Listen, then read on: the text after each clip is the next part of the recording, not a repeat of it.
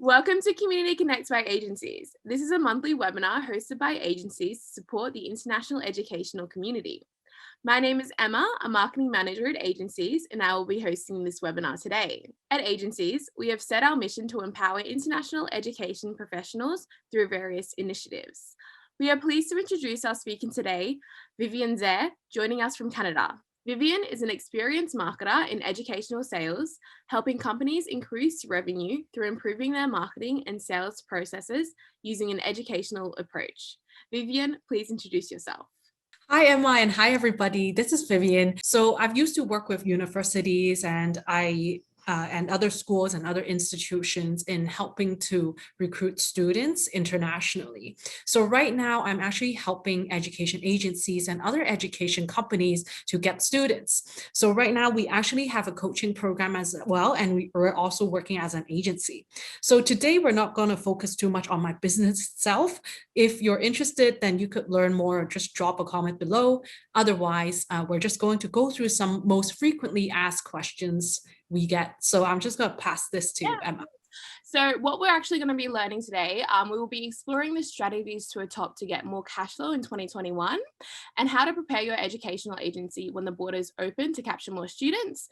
And finally, how to differentiate yourself to have a competitive advantage. Vivien, do you have any advice for education and migration businesses to acquire more cash flow right now? Yes. So actually, I was talking to an education agent the other day, and they were asking me about this. They're talking about, okay, right now there's a lot of borders closed. Students don't want to travel internationally. Those countries don't want international students to go into those countries. So how are agencies supposed to navigate this situation? Now, the most common mistake that education agencies do is actually to stop all their marketing and actually not to try to recruit any students. You might be feeling this as well. You feel that, oh, there's no students who want to go overseas right now. There's no students who actually want to sign up or learn programs right now, because most students just want to get a PR from another country, exactly. or they just want to get like a study and living experience from there. Yeah. And actually, that is not true, because there's basically three types of students. The first type is that they only want in-person classes. The second type is they don't mind if they're going for online classes. And there's the third type who don't mind either, right? There's always someone who's just learning, who's actually just wants a certificate, right? And then there's also the other ones that want PR. The reason why a lot of agencies think that they should focus, that they think that there's no market for online programs is actually because previously the students that they have are coming for in-person classes. They're the first type of students, and they're just not interested in the other ones. So what they need to do is actually focus on marketing and sales, and actually target their marketing on sales towards students who want online programs. Yeah, that's very true. With the closed borders, what I think a lot of agencies as well are doing is already just nurturing their pre-existing relationships and trying to get those sort of student referrals to their already clientele. And so that's why we think it's very, especially at agencies, we think it's really important to track visa expiry dates as well, because that's how you acquire more cash flow, right? So one person's their visa expiry is ending, and then you follow up with a different service as well. And then as well, what are your thoughts on sort of student referrals as well, and sort of that word of mouth advertising? Yeah, I actually agree a lot with Emma. From the marketing and sales perspective, it's so important to nurture those relationships.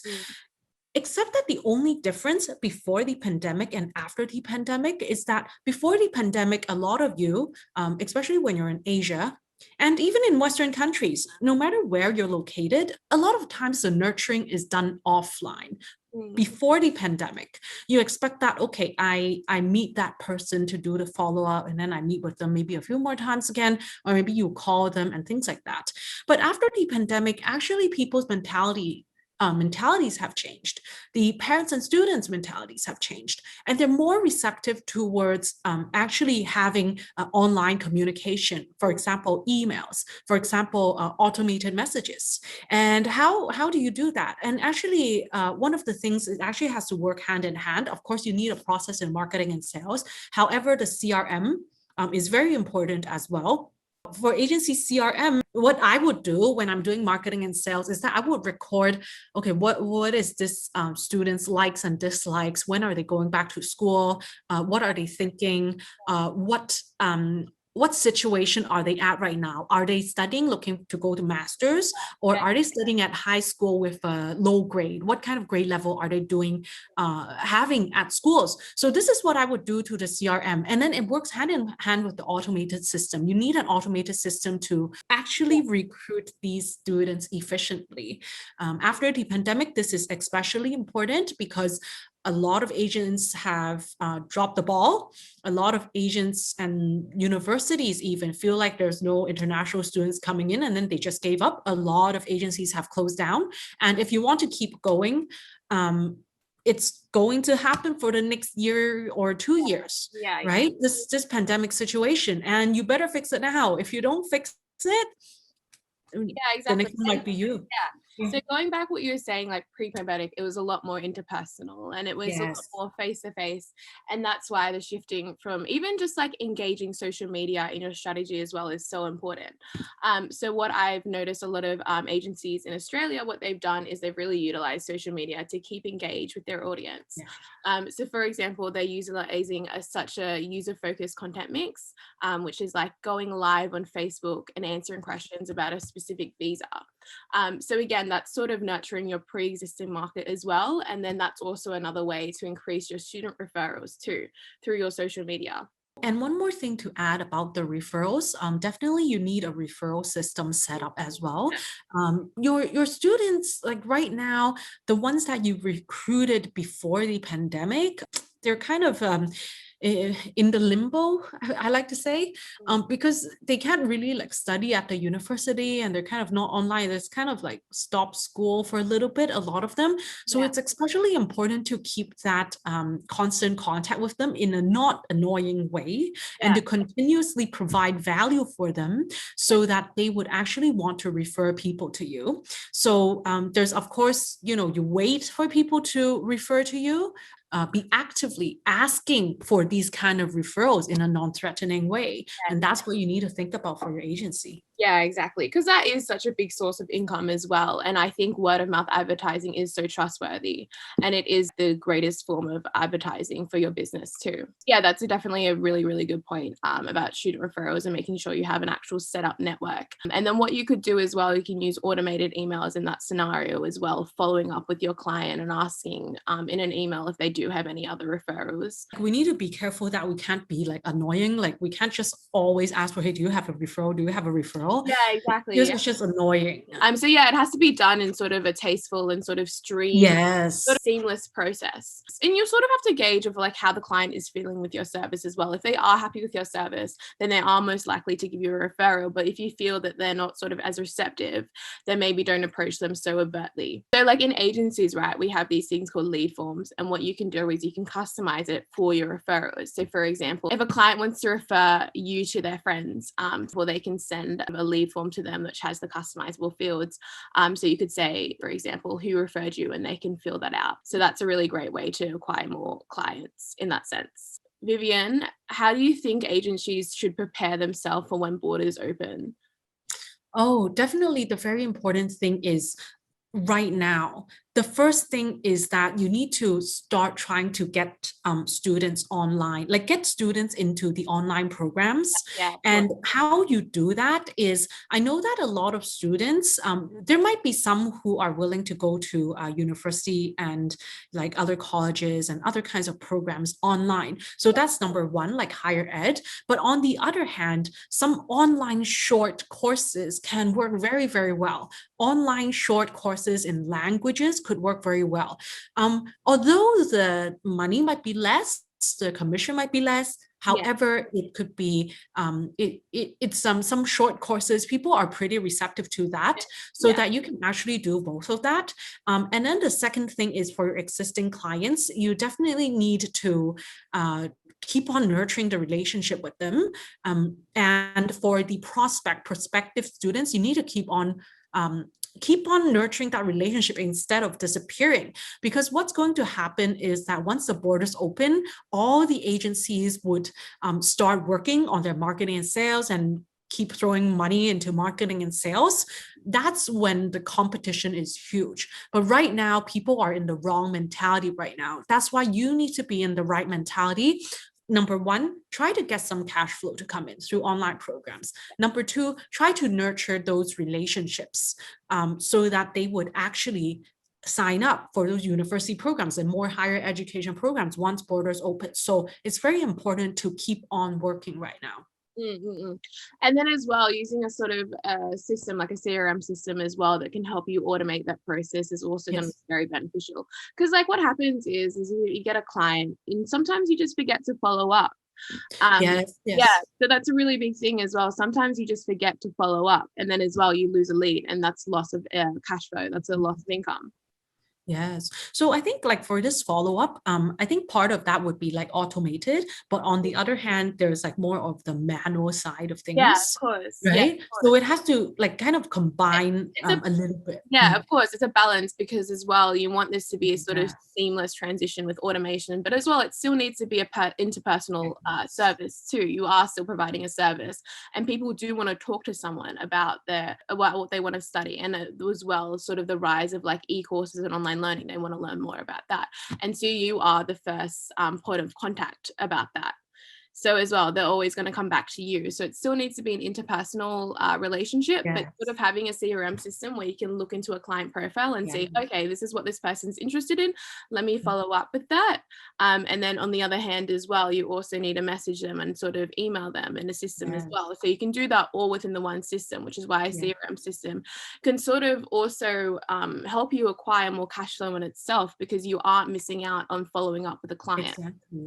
Yeah, and some sales research actually say that like they need to follow up, like we need to follow up at least 7 times before we get a response. Yeah. That people actually notice us, right? But most agencies stop at number 3 or 4 follow-ups. So that's the secret. I think. So just keep on following up. And also, well, you don't want to completely like annoy them, but you still need to as well keep on sending them emails to follow up. And then they see in your email, because as well, like if you are emailing them, a lot of people will just miss out on their emails. So what are your thoughts as well of going from emailing to sort of SMS, more instant messaging, right? So do you see like a definite sort of shift from like emailing someone to maybe text messaging them? I think it doesn't replace it, but it complements each other. So for SMS, there's actually a 99% open rate. Yeah, exactly. It's a very high percentage in comparison. Yes, to email, very, very right? But at the same time, when you're doing SMS, you need to pay for that. And the second thing is SMS, it's usually like really short messages. Yeah. Right? They actually work together, like calls, emails, and SMS. The more places you're able to show up, the better. And even for advertisements, you can actually use advertisements to follow up as well. We call that retargeting, but that's another story. That's another thing. Exactly what you said. It's complementing each other. You can't replace those different forms of communication, but it's all to complement that. And as well, that works in your sales funnel as well. Just using all your forms of communication to follow up with your client, that's 7 times follow up. It's all beneficial from SMS to email. How has the rise of online learning affected your work? Have you viewed more educational agencies following up with online learning? Yeah, there are some agencies looking for online learning as well. They're looking for, like what I suggest them is always to promote the language courses online because it seems like students are more receptive. And then afterwards, once they know that they have kind of a steady cash flow, they can also try to promote the higher education courses online, right? I suggest to go through those 2 steps, like to do one before the other, just to get some cash flow coming in. Whether it has affected my work, actually there's a lot of opportunity with online learning because some students might not be able to afford those kind of programs overseas. That's true. And in-person learning in itself is such an expensive expense. It is. And now, like a lot of language schools and things like that, they are actually providing online programs. Previously, it's not possible. Right? Students have so many choices these days, and the opportunity lies there. Yeah, that's true. Yeah, they can still be in their homeland and study in America and Australia as well. So there's a lot of opportunity with online learnings. With the rollout of vaccines as well, there is definitely along the line a possibility of in-face learning. But it's just getting to that state of, okay, well, a lot of people are fully vaccinated. Now people can start coming to countries. I know specifically in Australia, our vaccine rollout has been very sort of on the slower side. So there's a lot of uncertainty of when the actual borders are going to open and when Yeah. international students are going to come back into Australia as well. So Australia has several plans. Victoria had a plan of bringing back international students through quarantine like the Australian Open, and now South Australia has quarantine plans for international students. South Australia has been approved by the state government, but it needs to go through the federal government. And what really has been happening in Australia is we are going through these sort of outbreaks of COVID-19. So because of our slow vaccine rollout, our community transmission is much more susceptible.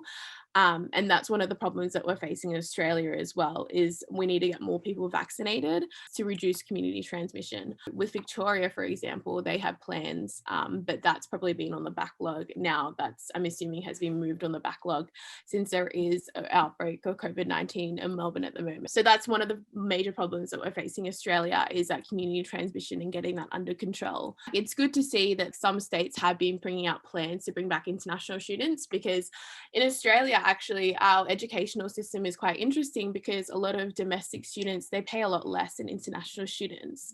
Previously, towards the pandemic, international students were essentially funding universities and institutions. Yeah. And now that it has moved to this domestic shift, there's been so much revenue loss.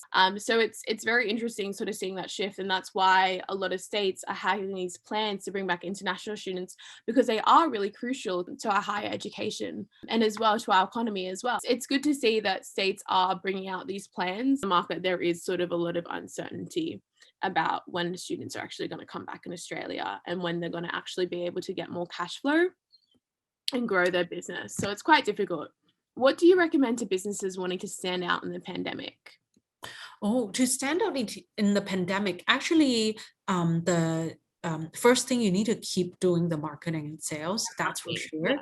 The second thing we mentioned today was keep following up with the people, the prospective students, and the existing students as well. Yeah. Right? Because we don't want them to drop out of school. That's Yeah. very important. And then the third thing is you need to make sure that your marketing message is right.